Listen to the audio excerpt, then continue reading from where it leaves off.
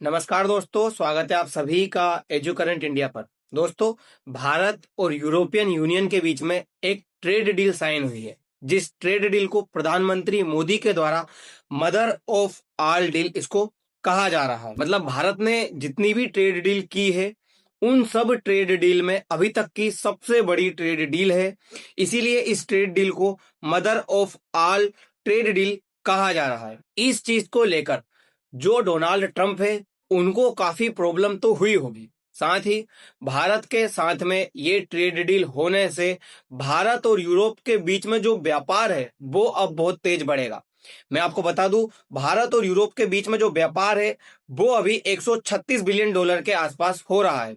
उम्मीद है कि ये जो व्यापार है वो जल्द ही 200 बिलियन डॉलर क्रॉस कर जाएगा, जिसकी वजह से भारत के अंदर काफी जो चीजें हैं वो सस्ती होंगी। भारत की जो चीजें यूरोप के अंदर जाती थी उनकी मात्रा बढ़ेगी, क्योंकि यूरोप के अंदर भी भारत के जो प्रोडक्ट है, भारत की जो चीजें हैं उनकी डिमांड बढ़ेगी। सस्ती होने की वजह से यूरोप का जो मार्केट है वो ठप पड़ेगा और भारत का जो मार्केट है वो ऊपर जाएगा। इन सब चीजों से भारत को बहुत ज्यादा फायदा होने वाला है। और अभी तक में प्रधानमंत्री मोदी के द्वारा किसी भी ट्रेड डील को लेकर खुद की तरफ से कोई स्पीच नहीं दी गई, लेकिन आज प्रधानमंत्री मोदी खुद सामने निकल कर आते हैं और इस ट्रेड डील के बारे में देश को संबोधित करते हैं। आप पहले इस वीडियो को देखिए। फ्रेंड्स, अपनी बात आगे बढ़ाने से पहले मैं एक बड़े डेवलपमेंट की चर्चा करना चाहूंगा। कल ही भारत और यूरोपियन यूनियन के बीच एक बहुत बड़ा एग्रीमेंट हुआ है। दुनिया में लोग इसकी चर्चा मदर ऑफ ऑल डील्स के रूप में कर रहे हैं। ये समझौता भारत के 140 करोड़ लोगों और यूरोपीय देशों के करोड़ों लोगों के लिए बहुत बड़े अवसर लेकर आया है। ये दुनिया की दो बड़ी इकोनॉमीज के बीच तालमेल का एक शानदार उदाहरण बना है। ये समझौता ग्लोबल जीडीपी के करीब 25% और ग्लोबल ट्रेड के करीब 1/3 हिस्से को रिप्रेजेंट करता है। देखिए, ये जो ट्रेड डील है वो सिर्फ व्यापार के मामले में ही नहीं हुई है, ये डिफेंस सेक्टर के मामले में भी भारत के लिए काफी ज्यादा किफायती साबित होगी। क्योंकि जो यूरोपियन यूनियन में बनने वाले डिफेंस हथियार है वो अब भारत के अंदर भी बनेंगे। सबसे बड़ी बात, उन पे भारत का टैग भी लगाया जाएगा। जब ये हथियार भारत के अंदर बनेंगे, उससे फायदा ये होगा कि भारत की इन सभी चीजों में, यानी कि मान लीजिए हम यदि रूस के साथ हथियार ज्यादा खरीदते हैं, हम अमेरिका के साथ हथियार खरीदते हैं, तो हमारी जो डिपेंडेंसी दूसरे देशों के ऊपर है वो कम हो जाएगी। और भारत के अंदर ये बनने की वजह से भारत को काफी ज्यादा फायदा मिलेगा खुद के पैसे बचाने में, जीडीपी के मामले में, क्योंकि हमारा एक बड़ा सेक्टर डिफेंस पर खर्च होता है जीडीपी का, तो वो काफी ज्यादा फायदे में मिलेगा।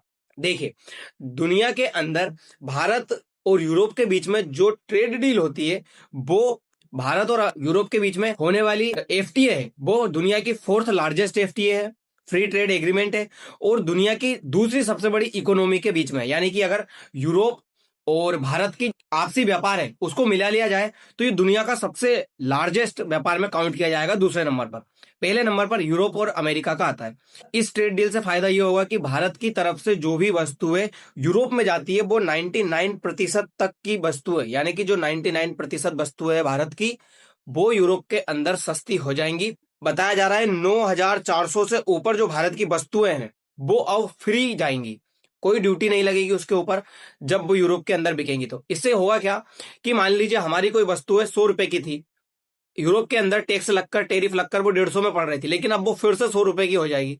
तो भारत की जो वस्तु है वो चाइना की तरह ही सस्ता मार्केट ढूंढ लिया है। मतलब भारत की वस्तुएं चाइना की तरह ही सस्ती हो चुकी है, जिससे होगा क्या, यूरोप का जो ओरिजिनल मार्केट है वो ठप हो जाएगा और भारत की जो वस्तुएं हैं वो यूरोप के अंदर तेजी से बिकने लगेगी। जिस तरह से अमेरिका की वस्तुएं भारत के अंदर बिकती हैं सस्ती, चाहे मोबाइल कंपनी में हो, चाहे खेल खिलौने में हो, जो भी चीजें हैं वो सस्ती होने की वजह से भारत के अंदर तेजी से बिकती है। इसी तरह से भारत की वस्तुएं भी सस्ती होने की वजह से अब यूरोप के अंदर तेजी से बिकेगी। पूरी दुनिया की अगर ग्लोबल इकोनॉमी निकाली जाए तो भारत और यूरोप की इकोनॉमी 25% तक है। और अगर ट्रेड के मामले में निकाली जाए तो 1/3 ट्रेड है दुनिया का, जो इन दोनों देशों ने मिलकर कवर कर लिया है। वहीं भारत ने 27 देशों के साथ ये जो ट्रेड डील है वो करने की ठान रखी है, जिससे कि $20 ट्रिलियन तक का जो मार्केट है वो भारत कैप्चर कर पाएगा। और इस डील को अभी तक की भारत की सबसे बड़ी ट्रेड डील कहा जा रहा है। भारत ने जितनी भी ट्रेड डील की है उन सब में ये ट्रेड डील सबसे बड़ी काउंट की जा रही है। क्योंकि देखिए, दुनिया की तरफ से देखा जाए तो दुनिया का सेकंड लार्जेस्ट ट्रेडिंग पार्टनर है यूरोपियन यूनियन और भारत, क्योंकि पहला अमेरिका और यूरोपियन यूनियन। अगर भारत की तरफ से देखा जाए तो भारत का सबसे बड़ा ट्रेडिंग पार्टनर अब बन चुका है यूरोपियन यूनियन, जिसने यूरोप के साथ $136 बिलियन का व्यापार कर लिया है 2025 के अंदर। अब ये उम्मीद है कि 2030 तक ये जो व्यापार है $200 बिलियन क्रॉस कर जाएगा। दूसरे नंबर पर यूनाइटेड स्टेट ऑफ अमेरिका था। अब तक सिर्फ अमेरिका ही आ रहा था, लेकिन अब अमेरिका के साथ साथ उसको क्रॉस करते हुए यूरोपियन यूनियन इससे आगे निकल चुका है। अमेरिका के साथ भारत की जो ट्रेड डील है वो काफी दिनों से चल रही है, लेकिन वो नेगोशिएशन पर ही है, पूरी तरह से कंफर्म हो नहीं पा रही है। ट्रंप हर चीज को अपने ईगो के बीच में लेकर आ जाते हैं, जिस वजह से भारत और अमेरिका की जो ट्रेड डील है वो रुकी हुई है। लेकिन भारत ने ये ट्रेड डील करके क्लियर दर्शा दिया है कि यदि आपके साथ ट्रेड डील भारत की नहीं हो पाती है तो भी हम दूसरे देशों के साथ भारत की ट्रेड डील कराने में आगे लेकर जा रहे हैं और भारत की ये डील संपन्न हो जाएगी। वहीं इंडिया और यूरोपियन यूनियन के बीच में जो ट्रेड डील हुई है उसकी वजह से भारत का 99% जो सामान है वो अब ड्यूटी फ्री बिकेगा यूरोपियन यूनियन के अंदर, और जो यूरोपियन यूनियन का सामान है वो 97% तक भारत के अंदर ड्यूटी फ्री आएगा। इसका मतलब यह है कि भारत का जो सामान है वो ज्यादा है यूरोपियन यूनियन की तरफ एक्सपोर्ट करने में, क्योंकि मैं अभी आपको ये भी बताऊंगा भारत इसमें सरप्लस में रहता है यूरोप के साथ ट्रेड करने में। दूसरी बात, जो यूरोप से आने वाली कार है उन कार के ऊपर सबसे ज्यादा टेरिफ लगता था। ये टेरिफ 110% तक पहुंच चुका था। अब ये जो टेरिफ है ये पहले घटेगा 40% तक जो लग्जरी कार है उनमें, और जो ज्यादा लग्जरी नहीं है उनके अंदर ये जो टेरिफ है ये सिर्फ 10% तक आ जाएगा। इसका मतलब ये है कि यूरोपियन यूनियन से आने वाली जो बड़ी बड़ी कार है वो भारत के अंदर सस्ती हो जाएंगी, जिसमें मर्सिडीज, ऑडी, BMW ये कार आती है, ये भारत के अंदर सस्ती होने का अनुमान लगाया जा रहा है। यहाँ तक कि रोल्स रॉयस का भी सस्ती है, वो हो जाएगी। जैसे 3 करोड़ की थी तो वो अब लगभग 1.5 करोड़ के आसपास आ जाएगी। हालांकि इससे आम नागरिकों को फायदा होने वाला नहीं है, सिर्फ 10% तक इनका जो टेरिफ है वो रह जाएगा बड़ी बड़ी लग्जरी कार के ऊपर। लेकिन इसमें भी भारत ने एक गेम खेल गया है और भारत ने कहा है कि 1 साल के अंदर सिर्फ 2.5 लाख कार ही है जिनके ऊपर जो टेरिफ है वो घटेगा। ऐसा नहीं है कि आप पूरी तरह से आकर भारत का जो मार्केट है वो बिगाड़ दो, ऐसा नहीं होगा। अगर देखा जाए तो किन किन चीजों के ऊपर ट्रेड में भारत को फायदा मिला है इसके ऊपर मैं आपको बताऊं, जिसमें आप देख सकते हो भारत की तरफ से कौन कौन सी वस्तुएं निर्यात होती है। तो भारत की तरफ से कपड़ा, चमड़ा, मछली, ज्वेलरी सेक्टर्स में 33 अरब से लेकर जो निर्यात है वो भारत को सीधा फायदा मिलेगा इस निर्यात के मामले में। इन सामानों पर लगने वाला 10% टैक्स FTA लागू होते ही खत्म हो जाएगा। बाकी का 2027 में खत्म होगा, क्योंकि पूरी तरह से जो FTA है वो 2027 से लागू हो जाएगा। कार और ऑटो सेक्टर में सीमित छूट मिलेगी ताकि भारतीय कंपनियों को नुकसान ना हो। मैंने बताया आपको जो 2.5 लाख कार है वो 1 साल के अंदर बिक सकती है फ्री ट्रेड एग्रीमेंट के तहत, लेकिन इससे ऊपर यदि आपको बेचनी है तो फिर उनको जो टेरिफ है वो पूरी तरह से चुकाना होगा। इतना ज्यादा फायदा इनको नहीं मिलेगा। वहीं भारत ने दूध, अनाज, पेट्रोल, फल, सब्जी जैसे क्षेत्रों में FTA को बाहर रखा है। इसी चीज को लेकर अमेरिका के साथ में भी चल रहा था। अमेरिका चाहता था कि जो डेयरी प्रोडक्ट है उसमें भारत FTA करे, ताकि अमेरिका के अंदर से आने वाला जो दूध है, जिसमें बताया जाता है कि गाय को मीट खिलाया जाता है उसके बाद उसका जो दूध है वो भारत के अंदर बिके, लेकिन भारत ने इस पे नेगोशिएट नहीं किया। भारत ने कहा कि हम इस तरह की चीजें नहीं एक्सेप्ट करेंगे और इससे भारत के जो किसान हैं उनको नुकसान होगा। इसीलिए भारत और अमेरिका के बीच ये ट्रेड डील है वो रुकी हुई है। लेकिन भारत ने यूरोपियन यूनियन के साथ ट्रेड डील भी की और इन चीजों को, जो किसान से रिलेटेड चीज है, जो डेयरी फार्मा से रिलेटेड चीज है, उनको दूर रखा, जिससे भारत के किसानों को नुकसान नहीं होगा और यूरोपियन यूनियन के अंदर भारत की चीजें भी बिकने लगेंगी। वहीं भारत ने IT, प्रोफेशनल और एजुकेशन सर्विसेज को EU में बड़ा बाजार मिलेगा। देखिए होगा क्या, भारत के जो बहुत सारे स्टूडेंट हैं वो यूरोप में पढ़ने के लिए जाते हैं, जिससे केवल पहले एक लिमिट रखी गई थी कि कुछ ही स्टूडेंट यूरोप में पढ़ने के लिए आ सकते हैं, लेकिन अब भारत के बहुत सारे जो स्टूडेंट है वो यूरोप में पढ़ने जा सकते हैं, क्योंकि MBBS इनकी जो पढ़ाई है वो यूरोप के अंदर सस्ती हो सकती है। भारतीय जो कंपनियों हैं उन्होंने प्रोफेशनल्स को ईयू के 144 सर्विस सेक्टर में काम करने का मौका मिलेगा। यूरोप को भारत के 102 सर्विस सेक्टर में एंट्री मिलेगी। वहीं भारतीय प्रोफेशनल को यूरोपियन यूनियन में काम और बिजनेस के लिए जाना आसान होगा। अब इतना जो वीजा है वो इतना नहीं लगेगा इन दोनों देशों के बीच में। देखिए, यूरोप से आने वाली जो कार है उसमें है Audi, Mini, Fiat, Skoda, Mercedes, Ferrari, Volvo और जो बहुत सारा है कि जैसे रोल्स रॉयस, बीएमडब्ल्यू, इन कार के ऊपर भारत को काफी ज्यादा सस्ती चीजें मिलनी शुरू हो जाएंगी। वहीं जो फ्रांस के अंदर एयरबस बनता है, जो प्लेन है, वो भी सस्ता मिलेगा भारत को। तो अगर आपको याद रखना है तो इस तरह की याद रखिए, भारत की तरफ से जो यूरोपियन यूनियन को चीजें एक्सपोर्ट की जा रही है, आप खेत में जाकर के खड़े हो जाइए और इमेजिन करिए कि किसानी से रिलेटेड डेयरी, फार्मा, जो भी चीजें हैं वो हम चमड़ा यूरोप को भेजते हैं और आप एक लग्जरी कार के अंदर बैठ जाइए जिसमें आप इमेजिन करिए बड़ी कार, उसमें फिर वाइन लेकर के पीना, वाइन, इन जो चीजें, बियर, इनके ऊपर भारत के अंदर आने से ये चीजें सस्ती हो जाएंगी। इस एफटीए की शुरुआत 18 साल पहले ही हो चुकी थी। 18 साल के बाद में जाकर ये एफटीए भारत और यूरोपियन यूनियन के बीच में सफल हुआ है। 2007 से ही इस एफटीए की शुरुआत कर दी गई थी, वार्ता शुरुआत कर दी गई थी, लेकिन ये चलता रहा। फरवरी में भी एफटीए फाइनल हुआ। 2026 में जाकर ये एफटीए को अनाउंस किया गया और इसका भी पूरी तरह से लागू ये 2027 में होगा। यानी कि बहुत लंबा सफर है, इतनी आसानी से हुआ नहीं।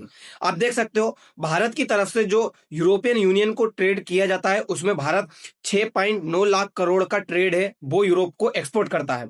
वहीं यूरोप से भारत को जो आती है 5.5 लाख करोड़ रुपए हैं वो भारत को प्राप्त होते हैं। मतलब भारत की तरफ से वो लेकर के जाते हैं, एक्सपोर्ट करते हैं। इसका मतलब ये है कि भारत इसमें सरप्लस में रहता है, भारत को काफी ज्यादा फायदा मिलता है।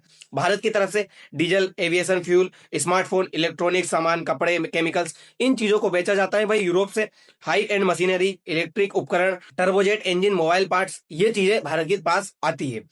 वहीं ये जो वो देश है यूरोपियन यूनियन के अंतर्गत आते हैं जिसमें Ireland, United kingdom, Finland, Sweden, ये बहुत सारे, फ्रांस, बहुत सारे देश है। इसमें एक ग्रीस जो देश है ये भारत के लिए काफी ज्यादा इंपॉर्टेंट होने वाला है, क्योंकि ग्रीस के साथ में भारत का एक रूट जुड़ने वाला है। ये रूट है इंडिया यूरोप इकोनॉमिक कॉरिडोर। ये कॉरिडोर जब जुड़ जाएगा तो जिससे होगा क्या कि भारत और यूरोप के बीच में जो लॉजिस्टिक है उसका काफी ज्यादा फायदा मिलेगा। ये जो रूट है ये यहाँ से गुजरात के मोंद्रा पोर्ट से और मुंबई के पोर्ट से यहाँ से होकर के जाएगा और ये रास्ता आप देखिए यूएई के पास में, वहीं यूएई से होता हुआ, सऊदी अरब से होता हुआ, ये इजराइल के पास से होता हुआ और जो ग्रीस है वहां पे पहुंचेगा, जिससे पूरा यूरोप के अंदर सामान डिस्ट्रीब्यूट किया जा सकेगा। भाई मिडिल ईस्ट के अंदर भी सामान डिस्ट्रीब्यूट किया जा सकेगा।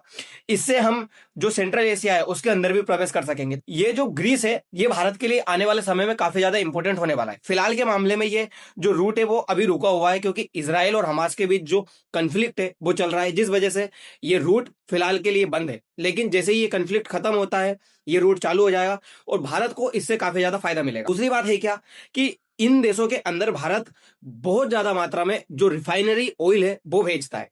हम क्या है वेनेजुएला से, कभी रसिया से बहुत सारा क्रूड ऑयल परचेस करते हैं। भारत के अंदर जामनगर में जो गुजरात में रिलायंस रिफाइनरी लगी हुई है वो भारी मात्रा में दुनिया के अंदर रिफाइंस करती है ऑयल को और वो ऑयल हम भेजते हैं यूरोपियन यूनियंस को। लेकिन यूरोपियन यूनियंस ने फिलहाल में रसिया से आने वाले ऑयल के ऊपर प्रतिबंध लगा रखा है।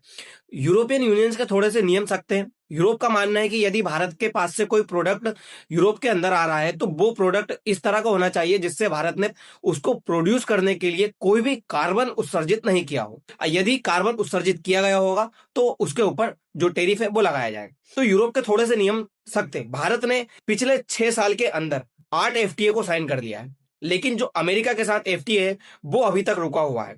अमेरिका के साथ एफटीए पूरी तरह से साइन हो नहीं पाया है, ये फिलहाल में प्रोसेस में चल रहा है और ये सब कुछ हो रहा है आप जानते हो ट्रंप के ईगो की वजह से। ट्रंप का मानना है कि मोदी ने मुझे कॉल नहीं किया तो मैं ये ट्रेड डील संपन्न नहीं करूंगा। भाई मोदी जी ने यह बता दिया है कि तुम संपन्न करो ना करो, हमने UK, Oman, New Zealand, European union, इनके साथ में ट्रेड डील कर ली है। भारत को इनके साथ फायदा होता रहेगा। आप चाहे लेट हो या मत करो, प्रोसेस में रहो, हमें उससे फर्क नहीं पड़ेगा। इस चीज को लेकर जो ट्रंप है उसको प्रॉब्लम बहुत ज्यादा हुई है। अब ये क्लियर दर्शा दिया गया है, यूरोपियन यूनियन ने भी दर्शा दिया है कि अमेरिका जिस तरह से यूरोप को नेग्लेक्ट कर रहा है, यूरोप के साथ भेदभाव कर रहा है, टैरिफ लगाने की बात कर रहा है, ग्रीनलैंड को छीनने की बात कर रहा है, उससे यूरोप काफी हर्ट हुआ है और वहां से सीधे आते ही उसने भारत के साथ जो ट्रेड डील है वो साइन कर ली है। तो अमेरिका को क्लियर समझ में आ गया होगा कि अमेरिका की धमकी से ना भारत डर रहा है ना ही पूरा यूरोप डर रहा है। तो अमेरिका पीछे हटने को तैयार भी हो चुका है। तो दोस्तों अब देखने वाली बात होगी कि इस चीज से चाइना को भी कितना नुकसान पहुंचेगा, क्योंकि चाइना का मार्केट बहुत बड़ा है भारत, इसीलिए अब चाइना को भी प्रॉब्लम्स तो होगी, चाइना को नुकसान तो होगा ही होगा। वहीं अमेरिका को भी नुकसान होगा। भारत और यूरोप का जो ट्रेड है वो तेजी से बढ़ेगा। अब देखने वाली बातें होंगी कि कितना ये ट्रेड 200 बिलियन का तो टारगेट रखा है और कितना आगे तक लेकर के जाते हैं। तो दोस्तों फिलहाल के लिए इतना ही, मिलते हैं अगली वीडियो में, धन्यवाद।